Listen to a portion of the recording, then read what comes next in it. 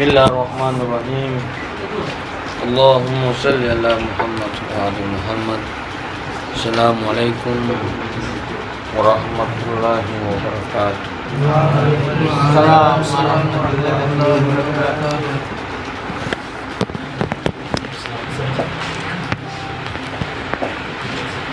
Sebelum kita melanjutkan pertemuan keberapa?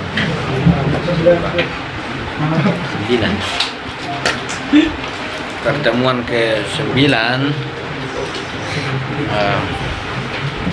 mungkin beberapa hari libur ini teman-teman sudah merenung atau ada yang direnungkan atau ada yang hadir dalam diri teman-teman yang itu mungkin bisa menjadi bahan pertanyaan atau bahan pembelajaran.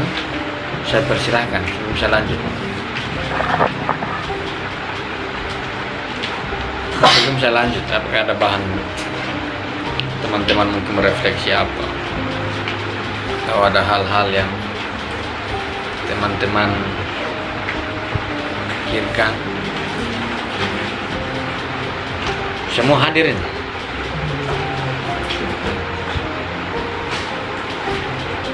Kalau dari Kulaka hadir, yang Kulaka hadir. Saya cuma tanya saja.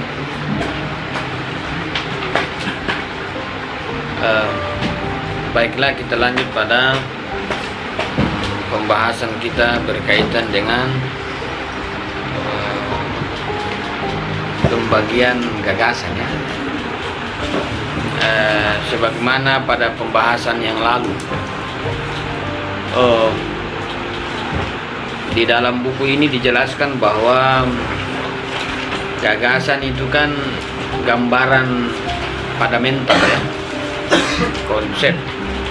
Bahasa lain, gagasan itu adalah gambaran pada mental terkait realitas di luar diri kita, kan. Kalau dia berbicara realitas di luar diri kita, berarti dikategorikan dalam ilmu usuli, kan, karena dia pasti melalui perantara konsep. Dengan begitu, maka gambaran-gambaran yang ada di pikiran kita sebagai sebuah refleksi jiwa kita,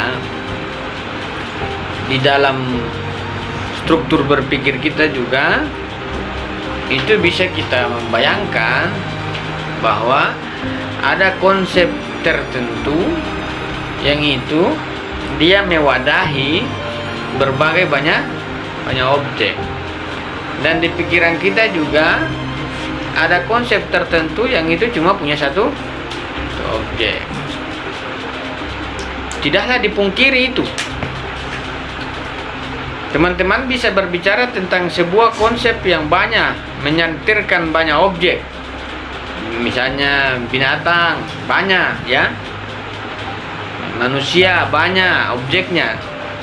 Tapi ada kala juga di pikiran kita, dalam sebuah argumentasi yang kita keluarkan, itu hanya menjelaskan, menunjuk satu saja objek, kan? Satu saja objek. Nah, dengan begitu, maka pada pengantar awal yang kemarin saya mengatakan bahwa konsep itu ada yang sifatnya universal, ada sifatnya partikular. Dari mana pembagian itu?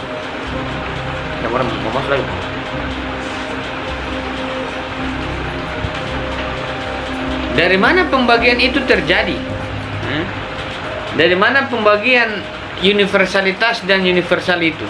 Itu dari sebuah kesadaran konsep kita, dari sebuah kesadaran akan pemahaman kita, sehingga kita memetakan atau kita kemudian mengklasifikasi universal dan partikular.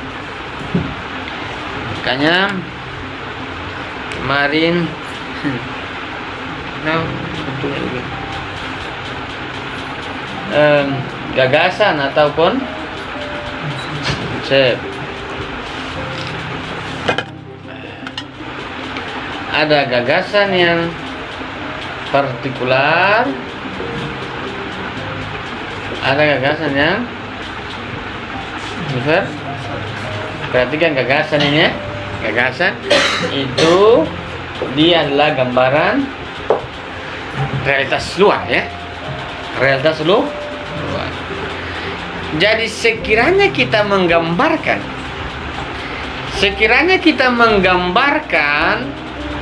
apa-apa yang kita lihat misalnya, apa-apa yang kita dengar misalnya, ya, itu akan menghadirkan dua model konsep ini di pikiran kita terkait satu gambaran, terkait sebuah gambaran. Kalau saya melihat buku, maka buku itu bisa mewakili banyak objek ya. Oh, buku bisa diterapkan pada banyak objek, dikatakan dengan universalitas konsep. Tapi kalau cuma diterapkan pada satu objek saja, disebut dengan partikular. Ini apa nama? Konsep ya, konsep. Maka di dalam pikiran kita itu tidak terbentuk satu konsep, dia bertingkat-tingkat. Konsep partikular, konsep universal. Nah, itu kan? Kalau kita mengatakan itu kan semua konsep, iya, semua konsep. Tapi kita sendiri mengetahui walaupun itu semua konsep, ada juga konsep yang demikian. Bahwa konsep kita tentang sesuatu realitas kita tidak tolak. Tetapi pada saat bersamaan bahwa pikiran kita juga bisa meletakkan, membagi, mengklasifikasi bahwa gambaran ini dia mewakili sekian objek dan gambaran ini hanya mewakili satu objek. Itu juga kita tidak pungkiri terjadi pada pikiran kita. Dengan begitu maka kita bisa menganalisis bahwa pikiran kita itu bisa sampai pada sebuah ketunggalan konsep pada saat bersamaan. Pikiran kita juga, gagasan kita juga bisa sampai pada sebuah keberagaman konsep. Maka kalau orang mau memaksakan pikirannya, tidak bisa, karena memang pada asasinya pikiran kita itu memang membagi-bagi. Jadi kalau orang mengatakan kita harus bersama terus, tidak, memang otak kita memang kerja membagi ya? Jadi teman-teman jangan terlalu menghayalkan sebuah ide bahwa kita akan bersama selamanya. Tidak, kita akan terbagi-terbagi. Kemauan pikiran demikian. Apakah lantas kita bisa bersama? Karena pikiran juga ada kebersamaan. Tapi paling tidak sejak awal pikiran kita itu memang sudah membagi-bagi. Jadi kalau dia bagi si A, bagi si B, itu wajar saja memang, karena pikiran kita secara alamiah membagi begitu. Kalau ada orang bilang, nggak usah berpikir, berarti dia tidak mau membagi-bagi. Kalau wajar kalau ada orang menolak keberpikiran, maka dia itu hidupnya itu mau terus begitu ya. Sufi kan begitu kan? Nggak usah hidup aja monoteistik. Tapi pikirannya, dari mana pembagian itu muncul? Pembagian itu memang kerja pikiran. Kalau ada yang kemudian kita membagi sesuatu kemudian tidak usah dibagi-bagi, memang kemauan pikiran. Untuk apa kita membagi itu? Untuk membedakan, mengspesifikasikan pikiran kita. Untuk apa? Agar gambaran-gambaran di pikiran kita tahu di mana posisinya. Satu masuk di sini, satu masuk di sini. Itu gunanya pembagian begitu. Tentu ribet juga membagi-bagi, tapi itulah kerja pikiran. Dengan demikian mari kita melihat gagasan itu. Silakan baca. Yang punya buku tolong bantu baca. Baca dari ulang pembagian gagasan itu. Pembagian gagasan. Iya. Dari satu perspektif, gagasan dapat dibagi menjadi dua, universal dan partikular. Gagasan universal adalah konsep yang menyantirkan sekian banyak hal dan benda. seperti konsep manusia yang dapat diterapkan pada jutaan individu. Sebaliknya, gagasan partikular adalah bentuk mental atau mental form yang cuma menyantirkan satu maujud, seperti bentuk mental tentang Socrates. Gagasan universal maupun partikular mengikuti dasar pembagian lain, dapat digolongkan menjadi beberapa tipe. Berikut adalah penjelasan singkat mengenai bagian-bagian tersebut. Oke. Satu, gagasan indrawi, yaitu Ini perhatikan, gagasan universal dia mewakili banyak objek. Gagasan partikular dia mewakili satu. Gagasan partikular sendiri terbagi. Partikular terbagi lagi. Gagasan partikular sendiri itu dia punya pembagian. Salah satunya adalah gagasan-gagasan indrawi. Mari kita lihat gagasan indrawinya model seperti apa. satu, gagasan indrawi, yaitu gejala-gejala sederhana yang terdapat dalam sebuah sebagai hasil dari hubungan antara organ-organ indera dan kenyataan material, seperti citra pemandangan yang kita lihat dengan mata atau suara yang kita dengar dengan telinga. Kelangsungan gagasan ini sepenuhnya bergantung pada kelangsungan kontak dengan jagat luar. Oke. Jadi pertama, gagasan partikular itu dia mewakili satu objek yang salah satunya adalah persepsi atau gagasan indrawi. Yang disebut dengan gagasan indrawi adalah sebuah gambaran di pikiran kita yang terjadi karena kontak langsung dengan dunia luar. Kalau saya mengatakan ini HP, ini penghapus, contoh, ini buku, ini langsung ya. Jadi gagasan indrawi ini adalah gagasan langsung sejak awal. Dan salah satu bentuk keberpikiran kita itu tentu mulai dari gagasan-gagasan yang sifatnya partikularitas. Gagasan partikularitas itu salah satunya berbicara tentang sebuah gagasan indrawi di dalam benak kita. Bagaimana cara mendapatkannya? Karakteristiknya indrawi adalah hubungan langsung antara subjek individu dengan objek itu. Maka kalau kita mengatakan bahwa virus corona itu, apakah kita itu disebut dengan persepsi indrawi? Tidak, karena kita tidak berhubungan langsung dengan virus itu. Mungkin orang-orang di Cina sana itu indrawi, tapi bagi kita itu bukan indrawi. Maka hati-hati menerima informasi itu. Masa gagasan indrawi itu langsung ya. Teman-teman kita dengan Nabi juga tidak informasi. Gagasan indrawi tidak. Apalagi Tuhan, baik, tidak ada sama sekali. Sama sekali kosong ya. Gagasan indrawi itu kita dengan objek langsung ya, langsung. Gagasan indrawi saya tadi di Instagram tuh. Di bidang apa nama kota Cina itu namanya apa? Yang tempat itu virus tuh. Hangguan atau apa namanya? Itu saya lihat itu orang bilang ini kota zombie. Tiba-tiba jatuh. Apakah benar ini? Apakah benar begini? Kan masalahnya saya tidak berhubungan langsung dengan kasus itu kan. Maka bagi saya bukan gagasan indrawi itu. Karena kalau gagasan indrawi saya dengan objek itu langsung. Yang dimaksud dengan gagasan indrawi begitu. Itu awal kita membangun pemikiran langsung. Makanya kemarin kata Amri, kita harus melihat sekian skema, ya memang langsung harus begitu. Mana Yohanes masih luar kota ya? Itu bukan gagasan indrawi itu. Gagasan ini kan orang memberitahukan ke kita. Tapi masalahnya bukan Yoman itu yang berbicara langsung. Telinga kita kan tidak dengar, kita dengar dari satu orang. Mungkin ada satu orang ada komunikasi. Yang itu yang menjadi primer indrawi, tapi kita tidak. Ini indrawi begini. Jadi usahakan gagasan indrawi itu kita dengan objek, kita dengan objek langsung, tidak terpisah. Membangun gagasan itu langsung kontak-kontak langsung. Maka sangat banyak sekali di dalam kehidupan kita ini yang kita tidak berkontak langsung, ya.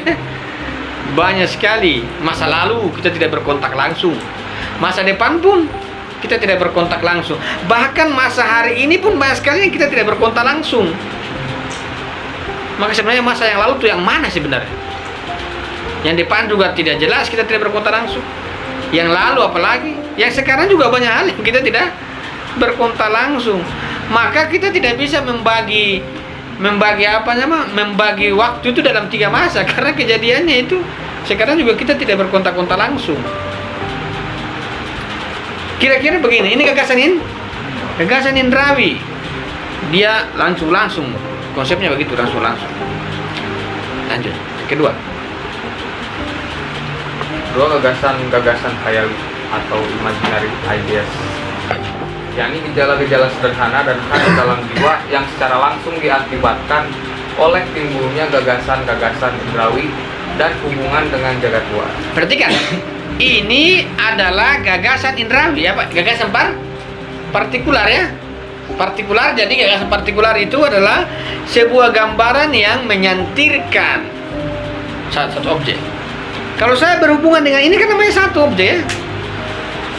Namun ketika kita melepaskan, kita telah kita telah terpisah dengan objek, tapi masih ada gambaran tentang objek itu. Itu disebut juga gagasan imajina. Tapi menjadi aneh, kita tidak berhubungan dengan sesuatu. Cuma sesuatu itu ada di pikiran kita, kayak corona ini. Jadi apakah yang kita pikirkan tentang corona itu sebagai sebuah perspektif imajinatif itu sama dengan orang yang berhubungan langsung dengan corona itu? Itu berbeda. Karena perspektif imajinatif itu syaratnya harus indrawi. Indrawi itu adalah orang melihat langsung. Ketika meninggalkan objek itu baru dia mendapatkan gambaran. Lantas bagaimana dengan berita-berita corona ini? Bakteri ini. Kita corona. Ada gambaran tentang corona yang itu bukan berasal dari hubungan langsung kita dengan itu bakterinya itu. Kita mendengarkan media-media. Orang bicara begini-begini, ya, kita tangkap saja. Kayak ada gambaran. Maka bagi orang yang langsung itu enak, dia bisa memastikan bahwa imajinasi dia ini berasal dari indrawi. Tapi kalau kita ini berasal dari sudah sekunder, ya, beberapa kali. Jadi kemungkinan besar nirgalat ini begini. Keraguan-keraguan ini karena di sini. Yang sudah berapa banyak itu yang kita lewati itu. Makanya saya juga seringkali ragukan saya punya keislaman itu begitu, terlalu banyak perantara. Nabi banyak sekali yang itu bikin stres, ya. Karena terlalu banyak. Kalau kita dengan dia langsung kan enak. Oh begini, ya, cara makannya. Bahkan saya mau bilang sunnah habis. Kira-kira begitu. Ada gagasan imajinasi. Berarti kan gagasan imajinasi itu tidak bisa terlepas dari indrawi. Justru dia adalah pondasi awal, ya. Pondasi awal. Sudah dari awal kita berpikir itu sudah ada pondasinya. Indrawi langsung dengan objek. Imajinasi itu adalah sebuah gagasan gambaran di pikiran kita yang setelah terpisah dari objeknya masih ada gambaran terkait realitas itu. Gambaran terkait realitas itu. Kalau saya lihat HP, maka HP itu yang ada di pikiran saya walaupun saya sudah terputus. Imajinasi ini membahayakan sekali. Kalau indra kan enak. Teman-teman jalan-jalan di jalan itu Malioboro banyak perempuan seksi. Teman-teman bilang, oh saya kan sudah tidak lihat, tapi ingat pulang itu dia masih ikut itu gambaran sampai bawa di tidur. Jadi kalau orang bilang, mau kalau orang seringkali dalam lucu, Mau hari ini perempuan tuh dia pakai busana tertutup, imajinasi itu bongkar. Imajinasi itu tembus ya. Tembus di dalam-dalam, tembus itu. Mau kau pakai tutup. Ini imajinasi, kerja imajinasi. Maka dalam sufi itu paling berbahaya nih imajinasi. Mau kau pakai itu apa? Tutup semua. Imajinasi itu dia bisa tangkap itu ya. Dia bisa imajinasi itu ya. Imajinasi itu dia kerjanya sangat efektif. Sangat efektif. Berarti kan imajinatif. Jadi indrawi, kemudian dia tangkap. Nah, yang ada kita bilang, kita bertemu dengan orang, subhanallah, subhanallah. Padahal imajinasinya lain. Subhanallah, subhanallah. Imajinasi kerjanya begini-begini. Tapi makanya bahaya sekali kalau imajinasi tidak punya sandaran ini. Makanya imajinasi itu diarahkan pada objek materialnya. Objek material.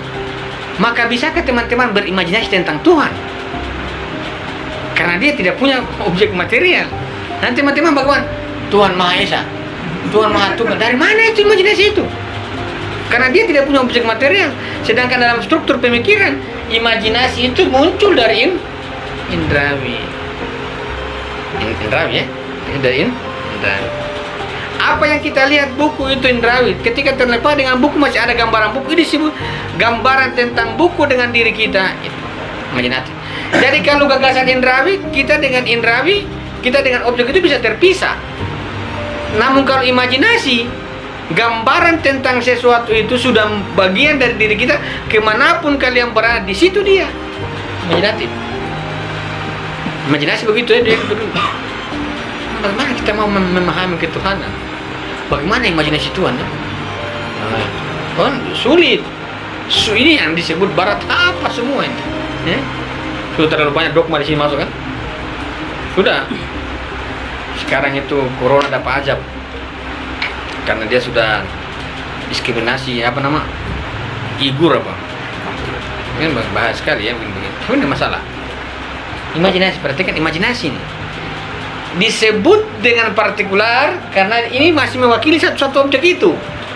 Saya buku objek. Ketika saya terpisah, masih ada gambaran itu. Gambaran objek itu maksud saya, itu juga masih partikular. Masih satu-satu begitu disebut dengan partikular.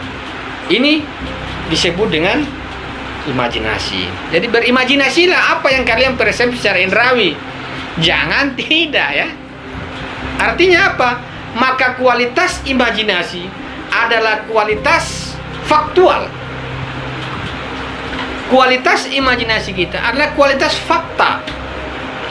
Kita langsung. Itu kuat sekali. Kalau dengan dari orang-orang itu sulit sekali, masih klarifikasi juga kan? Masih kasih deal dulu. Deal. Baru mulai. Jadi apa yang orang bilang jangan langsung tunggu saya imajinasi, jangan. Divalidkan dulu. Karena unsur imajinasi itu adalah sebuah hubungan langsung dengan ini. Dan itu memang itulah kita ya, kita. Ini kita langsung kalau orang bicara itu biasa saja, itu namanya informasi. Yang kita perlu clearkan. Karena imajinasi tahapannya indrawi. Nanti berbahaya kalau dia menggambarkan di pikiran dia yang tidak punya fakta itu. Gambaran tentang fakta yang tadi yang dia berhubungan secara indrawi. Kira-kira begitu. Lanjut. Juga gagasan kewahaman. Para filsuf menyebutkan adanya jenis lain gagasan partikular yang terkait dengan makna-makna partikular, seperti rasa permusuhan antar binatang yang menyebabkan mereka saling menjauh. Sebagian filsuf memperluas untuk mencakup segenap pengertian dan makna partikular lainnya, termasuk perasaan kasih sayang dan benci dalam diri manusia. Kaya lagi, konsep-konsep partikular, kasih sayang dan kebencian pada hakikatnya tergolong sebagai gagasan-gagasan universal dan bukan gagasan-gagasan partikular. Kasih sayang dan kebencian dalam diri subjek sebenarnya adalah pengetahuan diri akan kualitas-kualitas jiwa dan bukan termasuk dalam pengetahuan usul. Coba tanya paragraf di atas yang dapat kita terima. yang dapat kita terima sebagai bagian gagasan partikular ialah gagasan yang ditimbulkan oleh keadaan-keadaan jiwa yang sewaktu-waktu dapat kita ingat kembali, mirip dengan gagasan khayali dalam kaitannya dengan gagasan-gagasan indrawi. Contohnya, ingatan tentang ketakutan tertentu yang mengemuka pada saat tertentu atau afeksi tertentu yang muncul pada saat tertentu. Harus dicatat bahwa ada kalanya gagasan-gagasan waham digunakan untuk mengacu pada gagasan-gagasan yang tidak berdasarkan pada realitas apapun, dan ada kalanya ia juga dimaksudkan sebagai fantasi. Ya. Kalau gagasan indrawi dengan realitas, fakta. Gagasan imajinasi, hayali adalah gagasan yang terpisah dengan objek, tapi masih ada gambaran itu, ya, terkait itu. Tapi gagasan wahmiyah adalah sebuah gagasan yang diperluas maknanya, diperluas maknanya sehingga makna itu bisa diterapkan pada realitas yang umum, bebas, lebih meluas.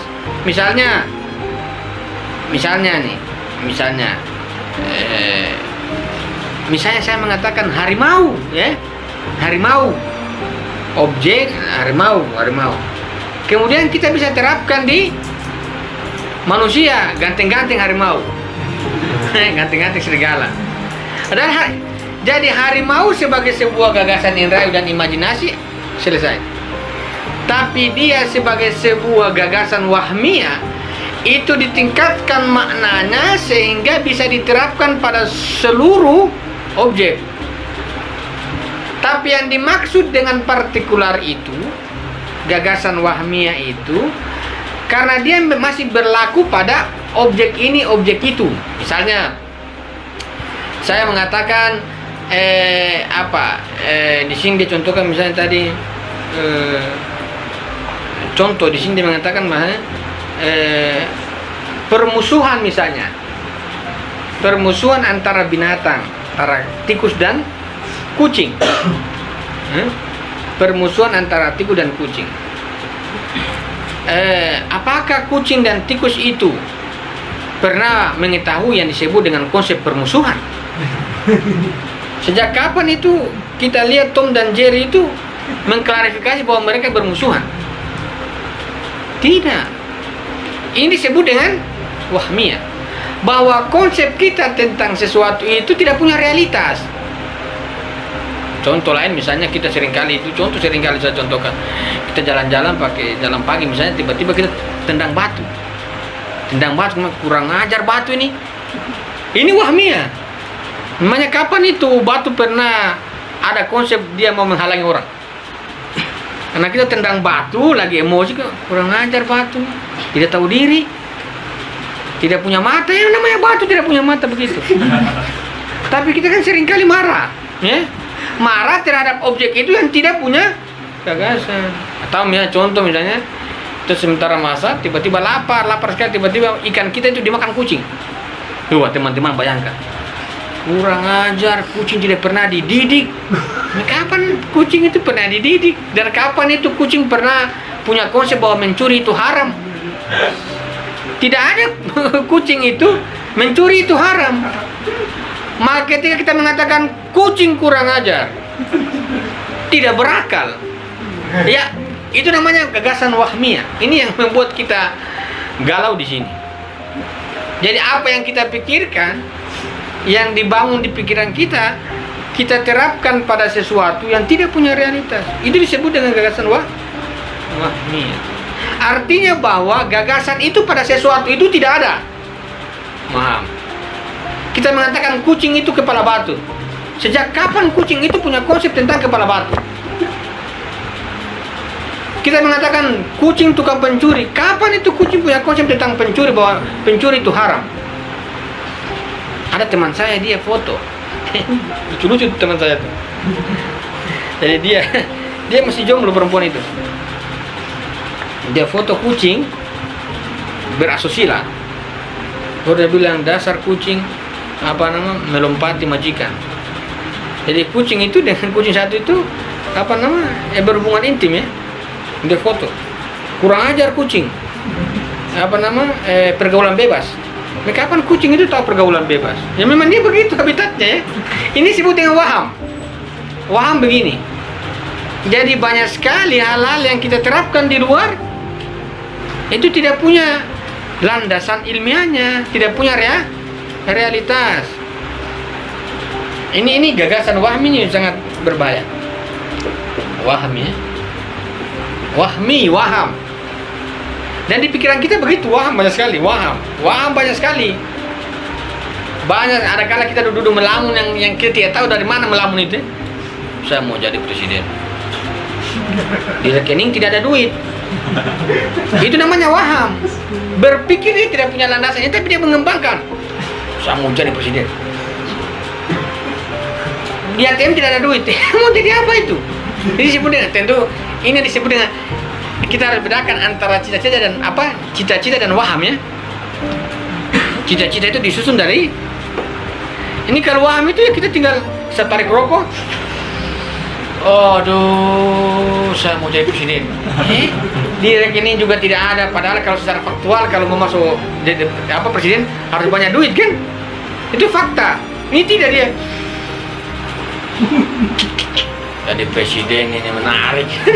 dia mulai berwaham. Dia mulai berwaham sesuka hati. Jadi dia ketawa-ketawa sendiri, senyum-senyum sendiri. Nah, lama-lama kan bahaya nih. Ini yang disebut dengan siapa kemarin? Gila ini begini. Waham ini di sini. Dia berpikir tentang sesuatu yang dia pikirkan tidak punya realitas. Lantas kalau dia tidak punya realitas, kenapa dia simpan di pikiran dia? Ini sangat berbahaya. Menyimpan sesuatu yang tidak punya realitas, yang terbangun dari imajinasi dan indrawi, itu sangat mempengaruhi diri kita. Sangat mempengaruhi. Kapan itu yang disebut Marx bahwa masyarakat tanpa kelas? Ada faktanya masyarakat tanpa kelas? Alam ini semua berkelas. Lantas kenapa dia bangun konsep itu? Ini disebut dengan gagasan wahmiyah. Sampai sekarang tidak pernah terbukti kan? Saya berjuang terus, tidak akan terbukti ini. Maksudnya waham. Waham itu tidak akan didapatkan. Ada kala muncul dari sebuah unsur psikologi ya. Dia munculkan dari dalam, dia munculkan waham. Ya, banyak waham-waham kita ya. Ada kala orang belajar baru 1 minggu, kapan saya mau kuasai semua ilmu ini? Itu waham-waham. Saya mau pintar seperti Habibie itu dia belajar 1 kali. Kalau Cak Nur dia belajar 1 hari itu sekitar 12 jam. Kita ini 1 hari baca buku juga tidak, sentuh sampul pun tidak. Kemudian saya mau pintar seperti Cak Nur. Ini sebut dengan wahmi ya. Orang-orang begitu saya sampaikan, teman-teman tegur-tegur sedikit. Itu nanti bisa berlanjut. Itu rumah sakit jiwa banyak nih. Ini waham ya, waham. Ini waham. Jadi kalau teman-teman berpikir, perhatikan di 2 titik awal, indrawi dan kalau teman-teman berpikir, aduh bahaya, tidak ada sandarannya, mulai mandi langsung supaya hilang itu pikirannya. Kalau mulai teman-teman lanjutkan terus berbahaya. Karena sampai kapanpun teman-teman lanjutkan, itu memang menarik. Wah. Tapi sangat berbahaya nanti karena tidak punya dasar-dasar itu, realitas. Makanya kalau orang mengatakan orang berfilsafat itu tidak pernah bertindak, ini berfilsafat atau berwaham? Ya karena berwaham itu enak. Kita miskin tapi bisa pikir duit. Kapan saja kita bisa kaya. Padahal kerja pun tidak. Padahal kalau mau kaya kan harus kerja. Karena sudah frustasi ya tak cari tuyul. Ini orang-orang waham ya. Waham. Jadi waham ini ada di pikiran kita, waham. Dalam teori imajinasi Ibnu Arabi, di tingkatan waham itu jin dan setan bertarung. Dalam tingkatan persepsi, di waham itu di mana titik manusia, jin, iblis dan manusia ini bertarung. Makanya wajar kita digoda-goda sama setan itu di tingkatan ini dalam teori imajinasi. Jadi teman-teman mau pakai kopiah begini, pakai tasbih begini, masalahnya iblis itu di dalam. Dia bombardir di dalam. Ini waham ya. Waham. Ini waham. Makanya salah satu filsafat itu gunanya untuk kasih tolak itu iblis di dalam. Mau ke teman-teman ruqyah orang, tetap saja. Masalahnya ada waham, dia main tuh waham. Waham sebelum tidur ada, waham bangun tidur juga ada. Banyak, bahkan sampai teman-teman tidak bangun pagi karena waham berkembang terlalu kuat. Wahamnya tidak punya sandaran realitas, fantasi ya, fantasi. Teman-teman saya yakin mungkin kita pernah jalani teori fantasi ini. Dia begini, saya mulai pinta, oh saya mulai sudah, oh mulai, dia mulai. Ada kala kita, contoh kasus, ada kala kita lihat pacar orang kemudian kita berfantasi, oh itu kalau milik saya, sudah jelas-jelas itu milik orang. Kan faktanya kan milik orang. Kenapa kalian mengatakan itu kalau milik saya? Itu tidak bisa. Itu disebut dengan haram imajinasi. dalam teori hukum itu ada haram secara lahir, ada haram secara batin. Itu yang begitu waham itu. Haram itu. Itu dosa secara dalam diri, itu dosa itu.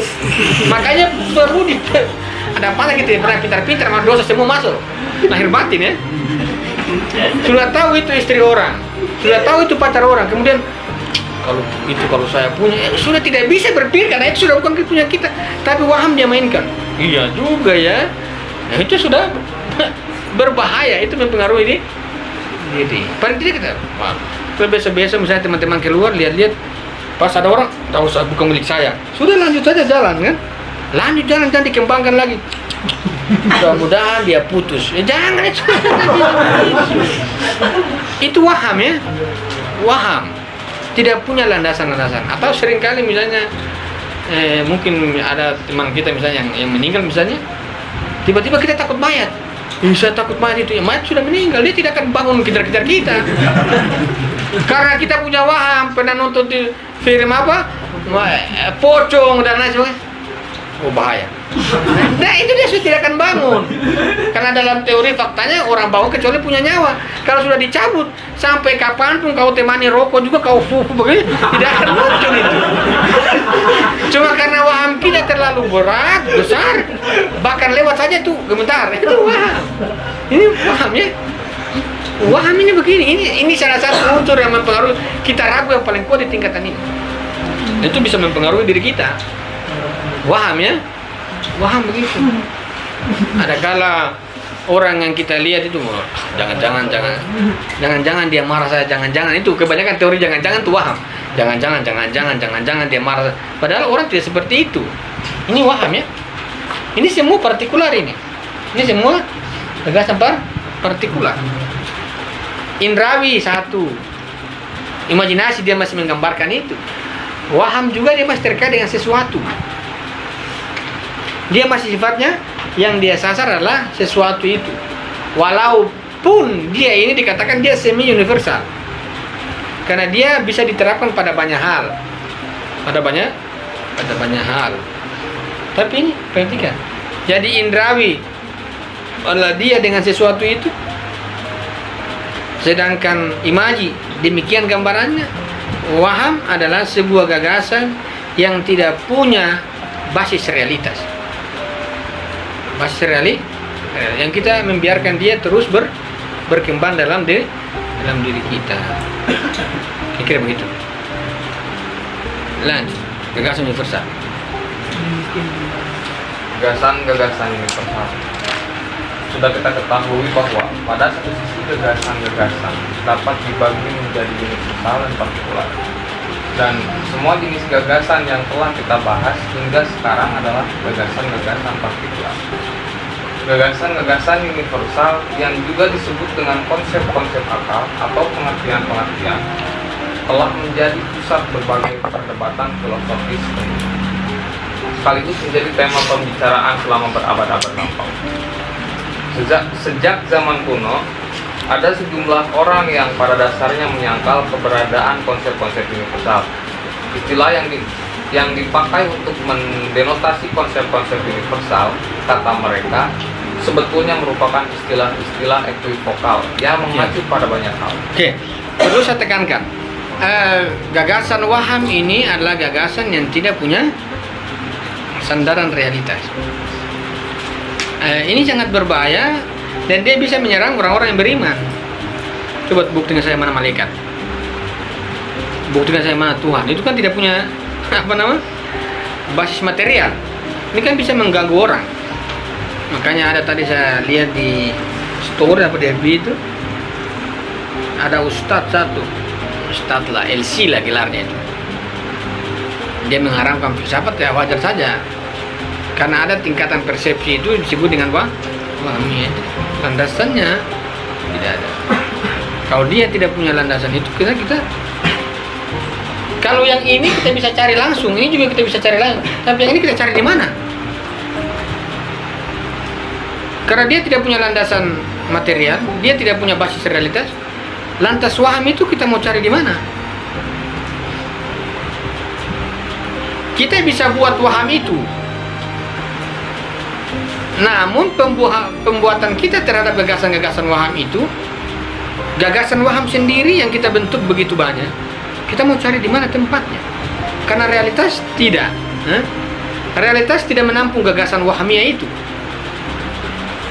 Maka satu-satunya cara, kalau kita meninggalkan wahamiyah di dalam diri kita sangat berbahaya. Maka satu-satunya cara, gagasan wahamiyah ini harus dikonstruksi lebih tinggi menuju pada perspektif universal. Dan universal itu adalah sebuah konsep-konsep akal. Konsep-konsep akal. Dari sebuah gagasan wahmiyah. Karena satu cara untuk orang memasuki ruang-ruang konsep akal, dia harus memang melewati waham. Tidak bisa imajinasi yang selompat. Dia harus bermain pada gagasan waham itu. Pada gagasan waham.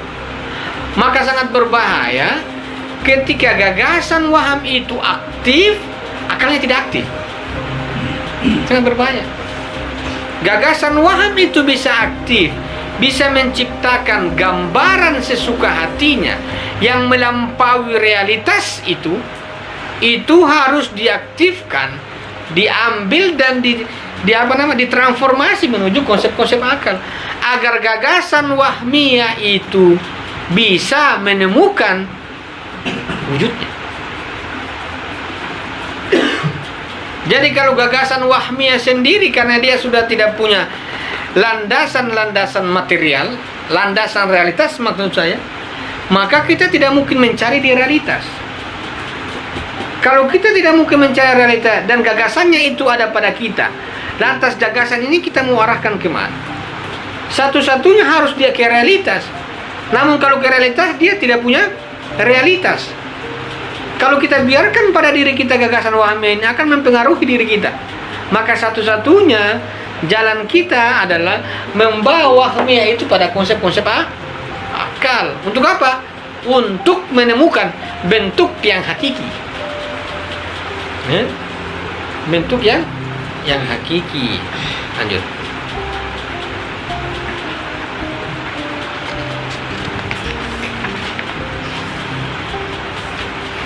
Umpamanya, kata manusia yang dipakai untuk banyak individu mirip dengan nama depan yang dipakai untuk beberapa keluarga atau nama keluarga yang dipakai untuk semua anggotanya. Para pendukung teori ini dikenal sebagai nominalis. Iya, gagasan universal menjadi perdebatan dalam dunia Eropa. Disebut dengan nominalisme ya. Nominalisme ini kan penamaan. Misalnya, kalau kita mengatakan bahwa gagasan universal adalah sebuah gagasan yang menyantirkan banyak objek. Bagi Barat mengatakan tidak, itu gagasan indrawi saja. Kenapa? Karena gagasan menyantirkan banyak objeknya sebagai sebuah penamaan. Nominalisme namanya. Kita mengatakan ini gelas, tapi orang juga bisa mengatakan ini lain. Ini juga lah. Jadi realitas dia menampung berbagai macam nama itu. Makanya kita katakan dia dengan nominalisme. Kita mengatakan Tuhan itu tunggal, tapi Tuhan A di agama A, Tuhan B di agama B, Tuhan C di agama C. Semua Tuhan punya, semua agama kepercayaan punya Tuhan. Ini disebut dengan nominalisme. Maka apa tuh gagasan universal? Gagasan universal itu tidak ada. Ini kata Eropa. Contohnya misalnya, ini saya sering kali contoh. Ini misalnya ini spidol, di antara kita ini kan samping kiri kanan saya depan, ini kan jaraknya sekitar taruhlah 1 meter. Teman-teman masih lihat spidol ya. Namun kalau objek ini saya pindahkan sekitar 1000 meter, maka teman-teman masih melihat spidol? Tidak. Teman-teman tidak akan melihat spidol lagi. Teman-teman akan sudah menerawang, di sana itu hanya ada benda tertentu. Benda tertentu ini kan tentu lebih universal daripada spidol. Nah, maka menurut teman-teman dari Eropa, filsuf Eropa mengatakan bahwa apa tuh universal? Universal itu adalah partikularitas yang abstrak. Abstrak, hilang ya. Jadi kita tidak perlu berpikir tentang universal. Jadi tidak ada yang disebut dengan konsep ini. Ini yang ada semua adalah gagasan ini. Dari mana itu gagasan universal itu? Kalau dia sebagai sebuah konsep-konsep akal, kita tidak tahu dari mana konsep akal itu muncul. Maka dia digeneralkan oleh teman-teman Eropa itu adalah sebagai sebuah asosiasi, nominalisme penamaan. Dan kita sekarang kan berbenturan dengan penamaan-penamaan itu kan, penamaan-penamaan. Satu objek banyak nama. Ada banyak nama, satu objek. Bunga bang, bunga inilah, bunga lah. Itu namanya penamaan. Sehingga pikiran kita seakan-akan menangkap hal yang universal. Padahal itu hanyalah sebuah penamaan. Penamaan terhadap realita. Ini bunga bang, bunga ini. Satu kata, satu makna. Namun banyak realitasnya. Ini disebut dengan universal. Bagi Eropa ini begini. Jadi yang dimaksud universalnya dia ini begini. Bahwa universalitas Eropa itu adalah nominalisme, bukan dalam falsafah Islam. Karena dia misalnya HP A, HP B ya. HP ini disebut dengan nominalisme. Nama saja ya. Merek padahal isinya sama. Ini kata Eropa. Tokonya itu kan jelas itu ya. William Ockham. Itu adalah tokoh nominalisme. Jadi sekarang orang masih mengatakan Islam ini itu namanya semua penamaan. Tuhan A semua adalah penamaan. Maka muncullah disebut dengan pluralisme agama. Penamaan saja kok. Kenapa kita harus berbenturan karena hanya penamaan? Ini Eropa. Kalau penamaan tergantung yang memberikan nama. Kalau yang memberikan nama, maka nama pada sesuatu itu tidak hakiki. Tinggal bisa dipindahkan ke yang lain. Pertanyaan kemudian, bagaimana kita memberikan nama sesuatu itu? Namun sesuatu itu bukan nama sebenarnya. Apakah kita bisa meletakkan nama itu? Kalau dia mengatakan bisa tanpa ada dasar realitas, maka dia jatuh pada wahmiyah. Tapi kita tidak menjustis sejauh itu. Paling tidak kita memetakan itu. Bosan mengatakan ini HP. Kita juga bisa mengatakan bahwa ini berlian. Dinamakan saja. Saya suka teman-teman. Makanya wajar saya kan. Kalau ada dulu teman saya itu namanya Ibnu Amin, dia ganti Minces. Yang penting sosoknya itu Ibnu Amin, tapi dia ganti Minces. Namanya penamaan. Yang penting saya sendiri. Akan bisa diterapkan banyak hal. Ini universal. Maka yang dikatakan bahwa universalitas dalam dunia Islam, menurut Eropa itu omong kosong. Yang ada hanyalah sebuah nominalisme. Namun itu menarik sebenarnya. Kalau mereka menarik bahwa itu adalah nominalisme, dia adalah sebuah gagasan partikular sebenarnya, maka sebenarnya mereka harus mempertanggungjawabkan dari mana muncul konsep Tuhannya. Dari mana muncul konsep Tuhannya itu? Karena disebut dengan nominalisme, penamaan. Nah, ini kan nama itu dari mana munculnya, itu kan penting juga. Nanti kita masuk pada kritik-kritik di akhir pembahasan bab ini. Tapi paling tidak gagasan universal itu dalam dunia pemikiran itu mengalami sebuah perdebatan yang panjang. Eropa Islam itu perdebatannya panjang. Untuk menerima ini saja itu perdebatannya panjang. Kita lanjut. Kalau tidak ada, jangan ditanya ya.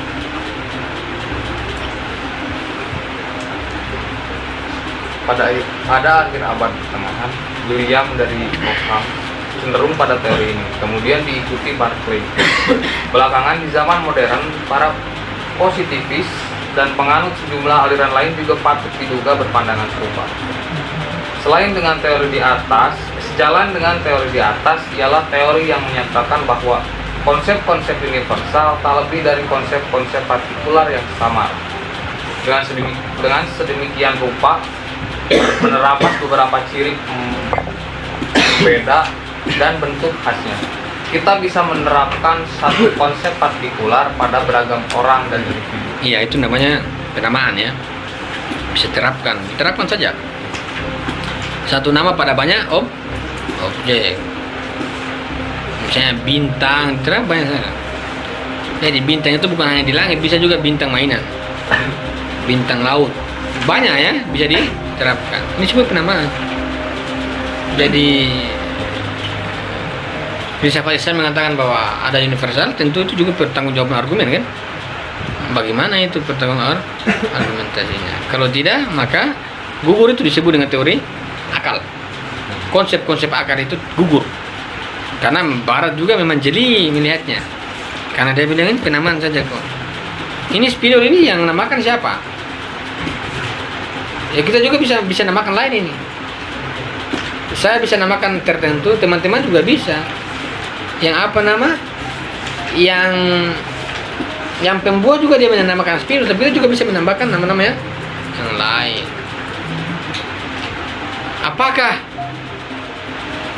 Apakah kita mengatakan bahwa nama ini A, nama ini B, nama ini C adalah salah? Tidak. Itu disebut dengan penamaan. Pertanyaan kita, apakah penamaan itu sebuah konsepsi ataukah dia adalah sebuah praktek aksiologis? Karena memberikan nama ini kan adalah sebuah praktek aksiologis ya. Pemberian nama itu. Ini namanya, ini namanya, ini namanya, ini. Saya berikan nama ini untuk diketahui. Saya mengatakan misalnya ini. Kalau saya memberikan nama si A, maksud untuk diketahui. Lantas apa yang diketahui dari nama itu? Kalau mereka mengatakan bahwa konsep-konsep nominalisme itu adalah sebuah partikular, tidak ada yang disebut dengan universal sejati, maka kita akan bertanya, apa maksud dari pemberian nama itu? Apa maksud dari pemberian nama itu? Ya supaya kalian mengetahui. Kalau kita mengetahui apa yang kita mau ketahui,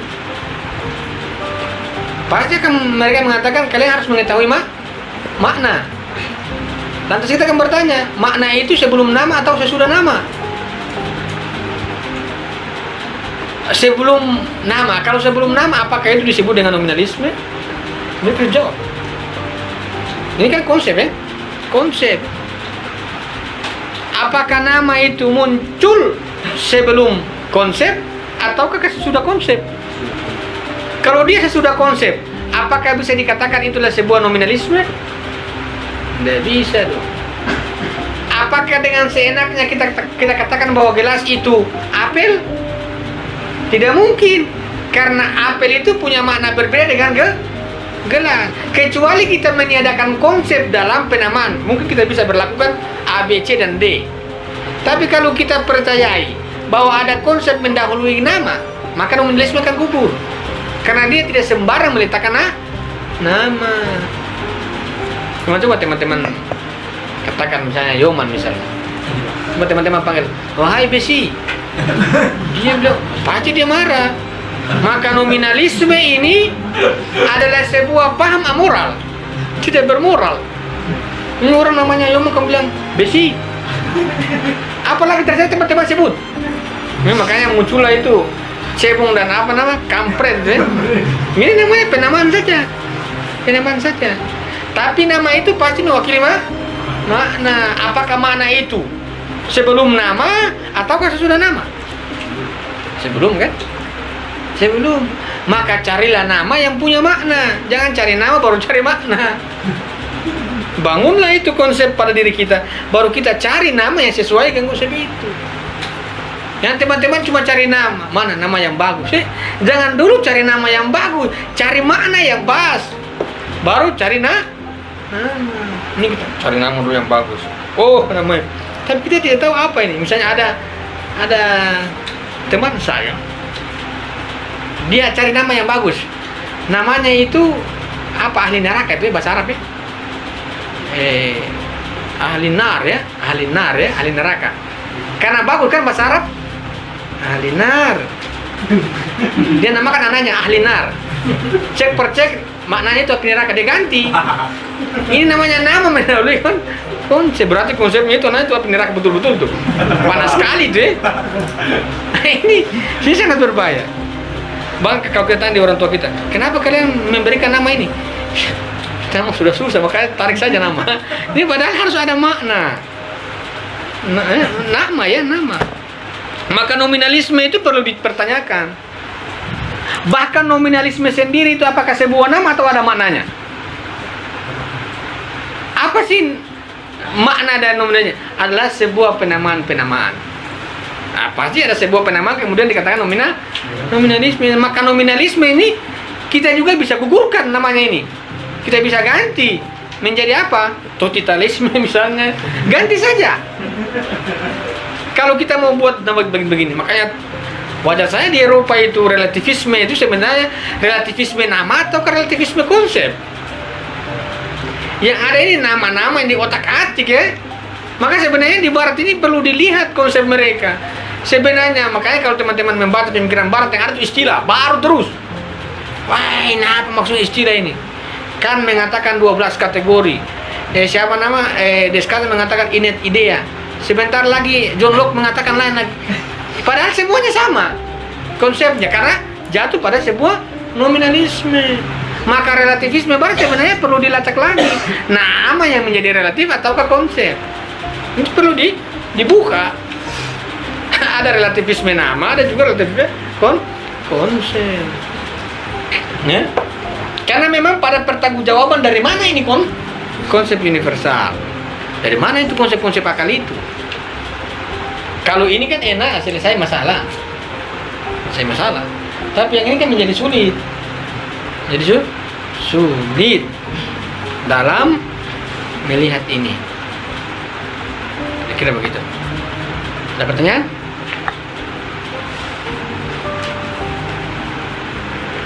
Waham.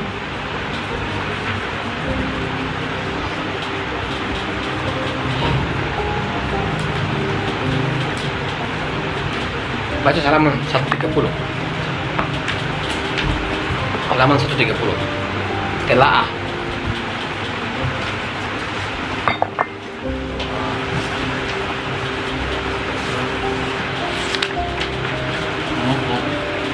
Tiga puluh.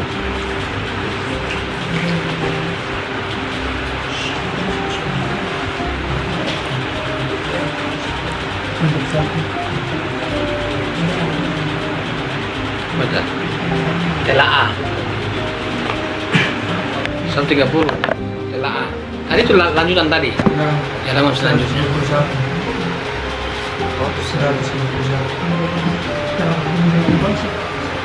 Telaah. Telaah mengenai konsep universal. Telaah mengenai konsep universal. Seperti telah kita sebutkan, para nominalis berpendapat bahwa istilah-istilah umum merupakan sejenis ekivokasi. Ya, kita mau lihat dulu apa nama gagasan universalitas Barat ya. Baru kemudian kita masuk pada teropong keislamannya. Paling tidak kita bisa membedakan yang dimaksud gagasan universal dalam dua sudut pandang besar ini, Islam dan Eropa. Supaya kalau orang bilang universal itu kita perlu melacak universal yang kira maksud apa? Apakah gagasan yang diambil oleh William Ockham ataukah yang lain. Ini perlu didudukan dulu. Itu penting sekali kata itu. Lanjut. Baca lanjut. Merupakan sejenis equivocation atau ambiguitas yang mengacu pada banyak individu. Untuk menjawabnya secara tuntas, kita mesti memulaikan perbedaan ambiguitas satu kata atau ungkapan yang merujuk pada banyak objek dan kata atau ungkapan umum. Iya, jadi ada disebut dengan equivokasi ya. Equivokasi itu disebut bahwa satu kata yang merujuk pada banyak satu kata. Misalnya kayak kata bunga, kan bisa diterapkan pada banyak hal kan? Bunga A, bunga desa, bunga bank, bunga riba, bunga-bunga lah. Artinya bahwa satu kata itu bisa diterapkan pada banyak objek. Ini disebut dengan equivokasi. Tapi ada juga disebut dengan kata atau ungkapan umum. Makna kalau equivokasi adalah satu kata banyak objek.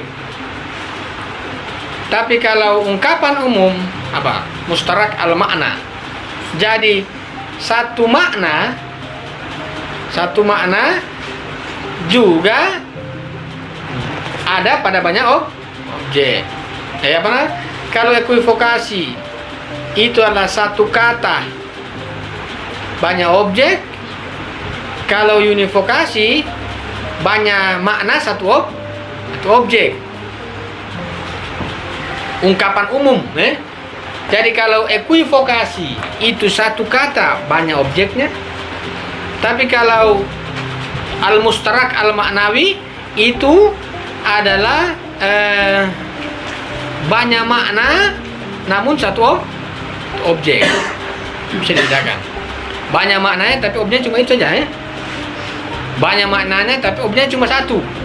Tapi ada banyak katanya yang banyak satu kata yang itu banyak objek. Tapi ada yang maknanya satu, maknanya itu banyak, tapi objeknya cuma satu saja. Ini yang menarik. Kalau satu kata diterapkan pada banyak, bisa jadi dalam sebuah konsensus. Tapi kalau ini maknanya banyak, tapi jatuh pada satu objek saja.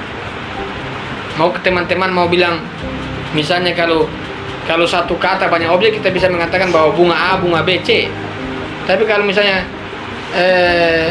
banyak makna, tapi satu objek, misalnya kita mengatakan ini maknanya menulis, spidol ya, menulis. Tapi juga bilang maknanya ini tidak, alat lempar. Ini banyak sekali, banyak semua maknanya nih. Tapi objeknya cuma satu. Jadi perlu memang dibedakan antara dalam konsep universal itu equivokasi dan univok namanya.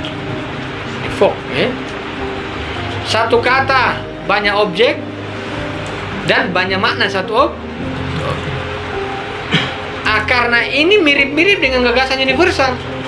Karena gagasan universal adalah sebuah konsep yang menyatukan banyak objek. Konsep yang menyatukan banyak objek. Misalnya kalau orang mata merah itu apa artinya? Mengantuk. Apalagi mata merah? Minum arak. Banyak ya? Ini makna. Tapi objeknya cuma mata merah satu. Ada juga mata merah itu memang matanya sakit kan? Mata rusak misalnya. Ini kan banyak sekali makna. Kemudian cuma satu objek. Tapi ada juga merah itu bisa digunakan pada banyak objek. Merah mata, merah apa lagi? Merah muka, merah dan sebagainya. Ini perlu dibedakan. Karena memang dia seperti mewakili objek-objek tertentu dan banyak itu berkeliaran ya. Banyak bisa diterapkan kata itu pada objek yang tak terbatas. Begitu juga makna itu juga tak terbatas, bisa diterapkan cuma satu objek. Itu kira-kira kita mau melihat dulu. Baca mustarak lafzi. Equivok itu mustarak lafzi. Ambiguitas namanya. Lanjut baca. Lanjut.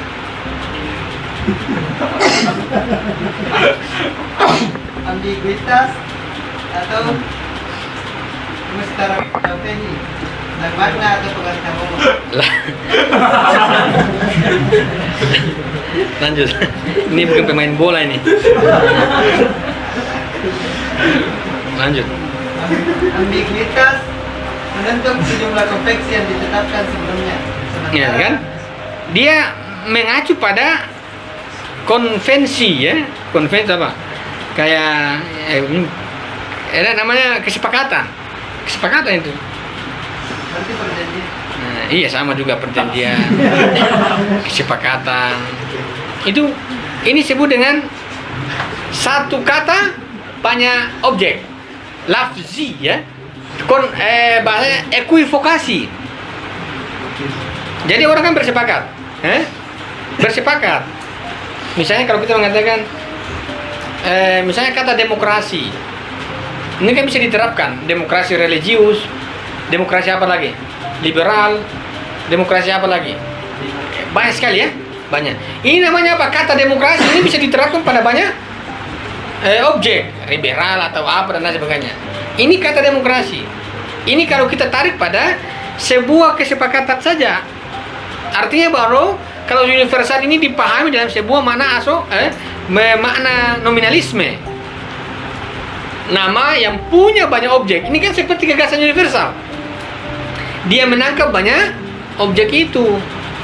Maka nominalisme satu sebagai sebuah penamaan itu juga seperti mirip. Karena dia diletakkan pada banyak objek. Demokrasi terpimpin, demokrasi banyak sekali, demokrasi Pancasila. Ini satu kata, tapi banyak yang diletakkan pada objek-objek yang berbeda. Ini dikatakan, lah ini seperti sebuah konvensi, kesepakatan, sepakati saja. Jadi ada unsur-unsur tertentu nih kesepakatan begini. Jadi kalau ada unsur-unsur tertentu sangat berbahaya. Ini sepakati. Ada hal-hal tertentu yang perlu kita sepakati. Misalnya apa namanya itu kayak lampu merah itu cukup aja begitu sepakati saja. Tidak terlalu banyak perdebatan. Yang penting merah stop sudah. Itu hal-hal yang tertentu. Tapi kalau berkaitan dengan sebuah pembahasan teologi, sebuah pembahasan metafisika, kalau disepakati sangat berbahaya. Sangat berbahaya. Yang kita sepakati saja. Tuhan itu apa? Boneka misalnya. Nah ini kan berbahaya sekali kalau teori nominalisme ini dipakai dalam pembahasan metafisika. Tapi kalau dalam hal-hal tertentu mungkin bisa. Tapi dalam hal-hal material tidak semua itu bisa disepakati. Tidak bisa semua disepakati. Nah, kita akan mengatakan siapa yang mengambil keputusan itu. Berapa banyak ukuran untuk mengatakan bahwa itu bisa dipakai. Seberapa lama itu kan perdebatan yang akan terjadi. Lanjut. Lanjut Ustaz. Iya, tidak berhenti situ.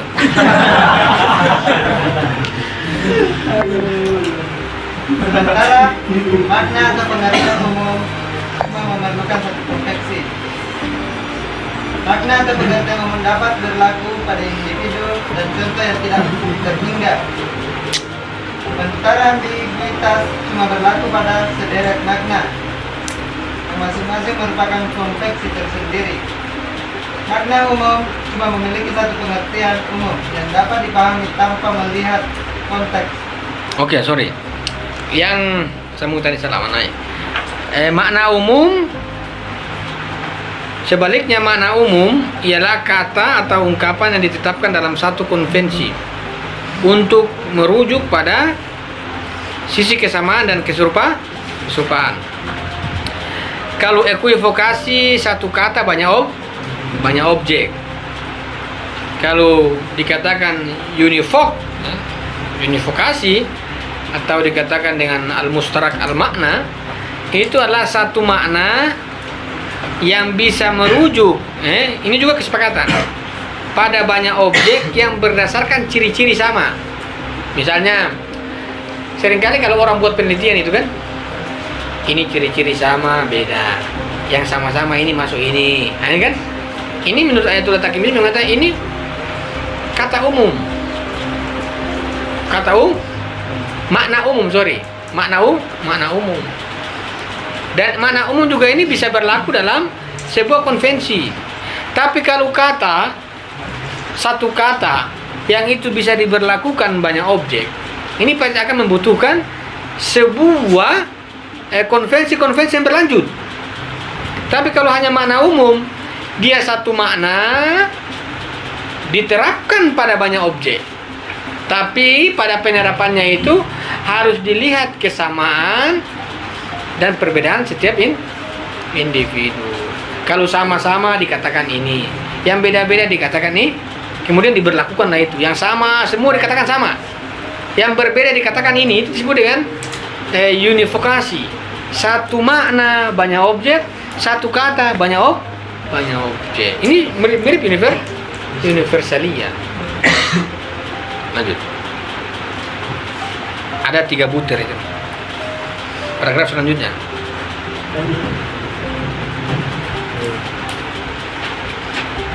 Setelah mempertimbangkan 3 butir perbedaan di atas, kita kembali bertanya tentang konsep umum seperti manusia dan binatang.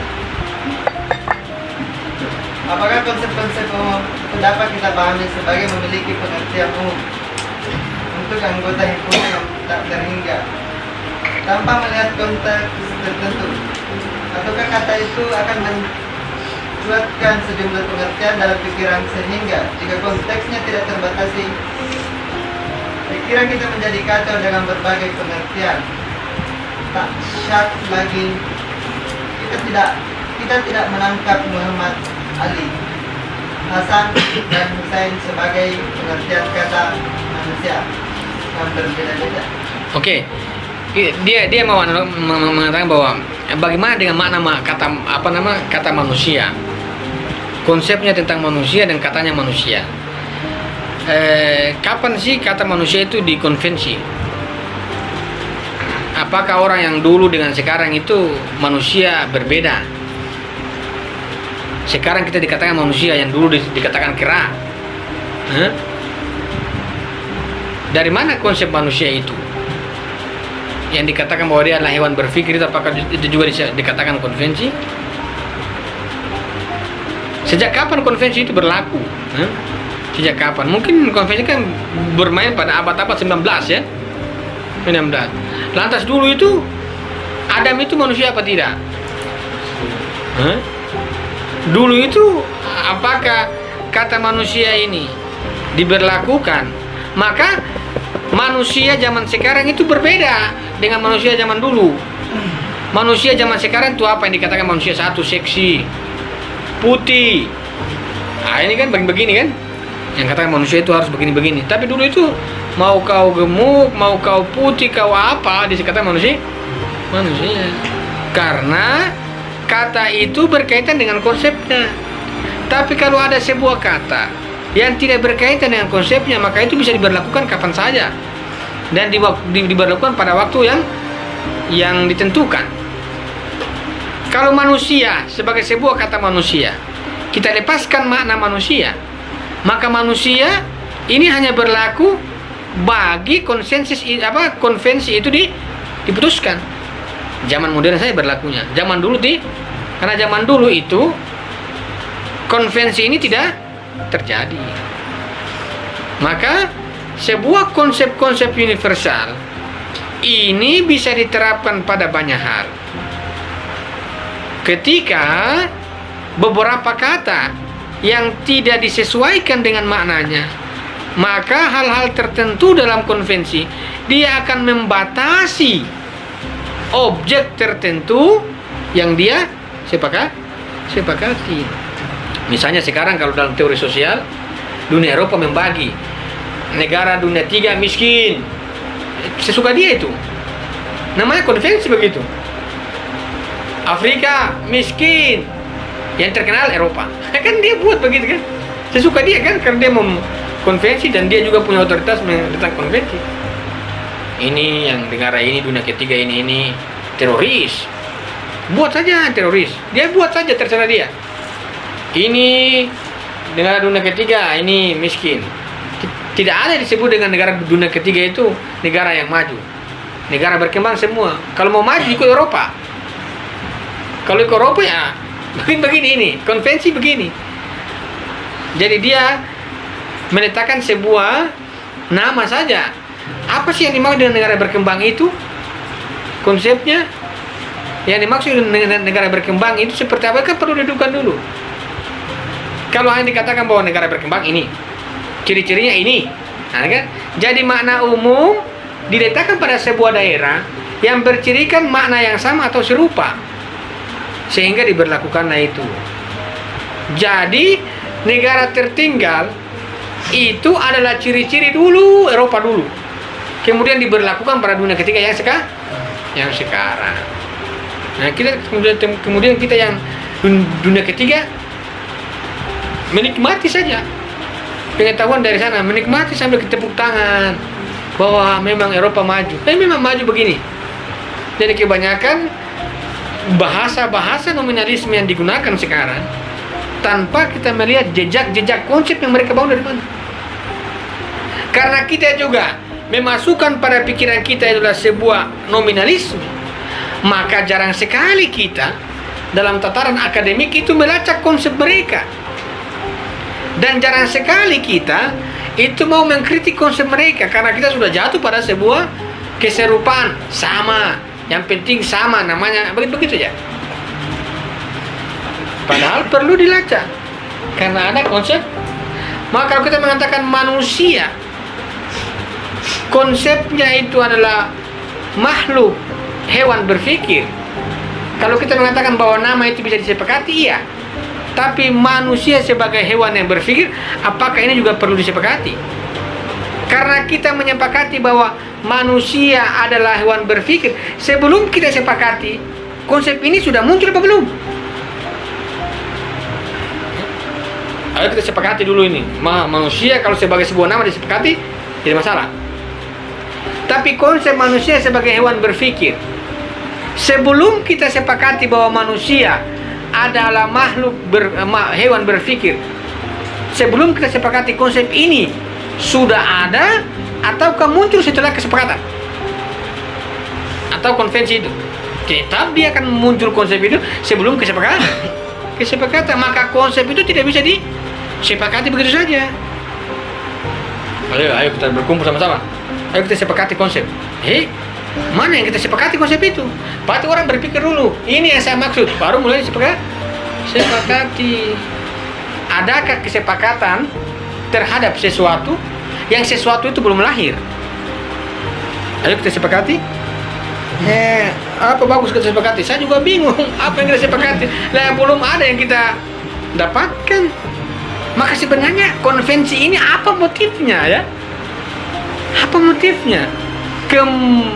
Kecurigaan saya adalah ketidakmampuan mereka menerobos konsep-konsep universal, sehingga pikiran yang mereka dapatkan dalam pikiran itu seringkali masuk pada sehingga sepakati aja. Karena ini nanti masuk di ruang metafisika, maka ruang metafisika di Eropa pasti jatuh pada sebuah nominalisme, kesepakatan. Jadi kesepakatan terus ya, kesepakatan. Maka wajar saja kalau Amerika ya sepakat tapi tiba-tiba dia gugurkan perjanjian, sesuka dia kan, itu kan berbahaya sekali. Jadi sebenarnya pengetahuan dalam dunia Eropa itu lebih dekat dengan dunia praktis daripada sebuah unsur-unsur teoritis. Sepakat, masalah teori disepakati, hak juga disepakati. HAM juga harus disepakati. Jadi kesepakatan itu mendahului semua konsepsi. Padahal kalau kita mau sepakati harus ada makna dulu baru kita sepakati makna itu. Kalau makna mendahului sepakat, lantas konsep itu dari mana? Dari kesepakatan? Tidak. Dulu kesepakatan hanya menyepakati konsep. Tapi konsep sendiri, hewan berpikir didapatkan dari mana? Ada ini. Berarti proses nalar. Cuma mereka sudah tidak meyakini itu kan? Tidak meyakini kemampuan nalar untuk mampu mengungkap hal-hal yang sifatnya universal, maka lebih disepakati saja. Anda usah basa-basi, yang penting sepakat.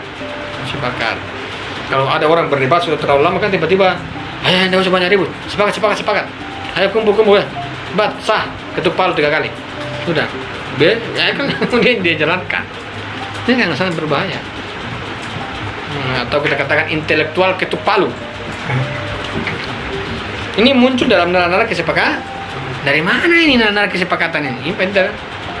Kadang hal-hal praktis bisa kita sepakati dalam hal tertentu. Tapi dalam sebuah gagasan tidak bisa ada sebuah kesepakatan itu muncul. Kira-kira begitu. Ada pertanyaan?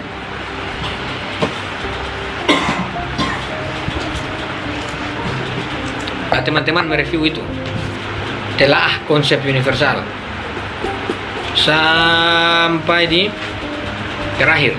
Ini terakhir 2 halaman dibaca, kemudian dibuat kesimpulan 2 paragraf, jangan lebih ya, 2 paragraf, jangan lebih. Yang disimpulkan ini simpulkan saja poin-poinnya, tak tentang konsep ini universal. Besok kirim dia grup. Kalau bisa sore ya selesai, supaya saya bisa baca. Jangan mendekat kajian.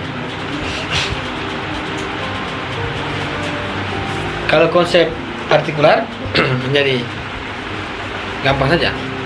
Tapi ini yang menjadi problem ini. Karena masalah dalam dunia Islam ada metafisika.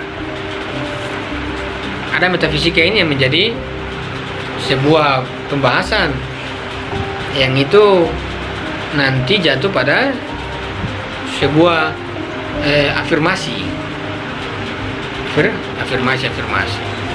Kecuali kita sepakat dengan teori kesepakatan, maka kita hidup ini perlu hal-hal yang kita sepakati. Artinya bahwa di Eropa ini antara teori dan praktik ini dia tidak bisa bedakan antara sebuah sisi teori konsepsi dengan sebuah tinjauan atau kebutuhan praktis, itu dia tidak bisa bedakan. Jadi dia tambah saja, dia gabungkan. Ini yang menjadi berbahaya. Makanya di dalam teori-teori sosiologi Eropa kan agama juga disepakati kan. Buat saja ya. Kalau teman-teman membuat agama juga bisa sepakati siapa jadi nabi, ini jadi nabi. Sudah kayak kerajaan-kerajaan ini kan, sepakati siapa jadi raja, angkat saja. Banyak sekali bisa dibuat kalau berdasarkan kesepakatan. Sampai sekarang itu dia punya ultimatum batas 20 Agustus 2020 semua negara harus melapor. Di apa itu? Di Bandung itu loh. Sunda Empire itu. Semua negara melapor. Kan? Tidak menjadi soal. Kenapa dia bisa begitu? Kan kita perlu melacak. Jangan-jangan dia wahmi ya. Karena orang-orang sejarawan membuktikan tidak ada datanya sama sekali. Tidak ada sama sekali datanya. Tapi dia gagah dengan kopi tentaranya itu bagus sekali menjelaskannya. Tapi dilacak tidak ada semua faktanya yang dibicarakan. Tapi kita bisa memahami dia pada wahmiyah. Memahami terus, lama-lama kita juga jadi begitu. Makanya kita punya tugas cara memahami orang wahmiyah itu bukan berarti bahwa kita mau mendiamkan dia di wahmiyah. Nanti kita sama dengan dia. Salah satunya cara kita harus menggunakan konsep universal, menarik dia sedikit saja untuk mendapatkan realitasnya. Orang-orang yang punya wahmiyah itu tinggi bagus. Karena itu dengan gampang kita akan bisa menarik pada konsep filsafat. Tidak mungkin dari imajinasi dia lompat jauh. Wahmiyah itu enak, wahmiyah. kopi, rokok, duduk tarik, suka dia sendiri hidup, masalah hilang. Nah, kira-kira begitu. Sekarang itu misalnya Muhammadiyah itu mengharamkan, ya, mengharamkan apa? Vape, ya, ya, yang rokok itu, ya. Nah, menarik juga itu. Kita perlu melihat. Pasti dia punya penelitian kan? Tapi masalahnya ada juga orang yang begitu tidak kena-kena. Itu bagaimana itu? Ada dua fakta itu bagaimana disimpulkan. Saya cuma takut dia jatuh pada kesimpulan-kesimpulan partikular. Karena masalahnya ada juga orang yang menggunakan sampai sekarang sehat-sehat. Bagaimana dia menyimpulkan itu? Sampai dia dikatakan haram itu. Masalahnya ada fakta yang lain tidak. Dan setahu saya mujtahid ahli fikih dunia juga rokok itu masih makruh. Hanya vape ini yang menarik. Haram total. Total, tidak ada pengecualian, total. Padahal ada fakta lain yang masih lolos kan? Ini sebuah keputusan hukum yang menarik di Indonesia. Memang Indonesia ini negara yang paling menarik. Kalau berkaitan putus memutus itu cepat. Indonesia ini kalau bagian konvensi itu cepat. Ditanya saja. Haram. Haram. Tapi menarik lah Indonesia. Padahal rokok juga itu masih makruh, ya. Masih makruh. Yang ahli-ahlinya dunia itu masih makruh. Ujung-ujungnya rokok cuma makruh toh. Sekarang vape haram. Tidak ada dialog di situ. Haram. Haram. Tapi Muhammadiyah, ya. Jadi Muhammadiyah. MUI belum. Nanti lihat MUI lagi. Keluar lagi deh besok. NU lagi keluar. Kita mulai bingung mana ini. Kira begitu. Ada pertanyaan? Tidak ada. Sekian. Assalamualaikum warahmatullahi wabarakatuh. Waalaikumsalam.